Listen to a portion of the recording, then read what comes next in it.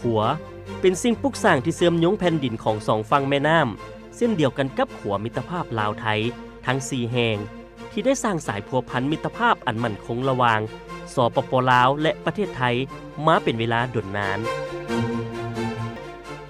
เพื่อสืบต่อหัดแน่นสายพัวพันระหว่าง2ประเทศ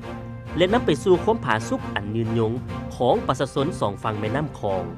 ขัวมิตรภาพลาวไทยแห่งที่5บ่อลิคำไซบึงกาฬจึงได้ถูกสร้างขึ้น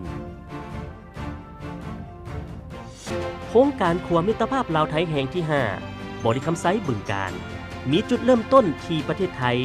บริเวณทางหลวงหมายเลขที่222กิโลเมตรที่123+430แขวงบึงกาฬ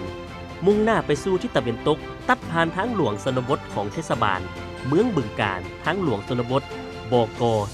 3013และทางหลวงหมายเลขที่212ข้ามแม่น้ำคองด้วยขัวมิตรภาพแห่งที่5เข้าสู่สปป.ลาวและสิ้นสุดโครงการที่ทางหมายเลขที่13ใต้แขวงบ่อลิคำไซระยะทางรวม 16.34 กิโลเมตรโดยแนวเส้นทางจะเชื่อมต่อกับทางหลวงแห่งชาติเลข8ออกสู่ภาคกลางของสสเวียดนามส่วนทิศตะวันออกเฉียงเหนือจะเชื่อมต่อใส่ทางหลวงแห่งชาติหมายเลข1ดีและทางหลวงแห่งชาติหมายเลข7ออกสู่ทางภาคเหนือของสสเวียดนามและภาคใต้ของสปจีนเป็นการเปิดประตูการค้า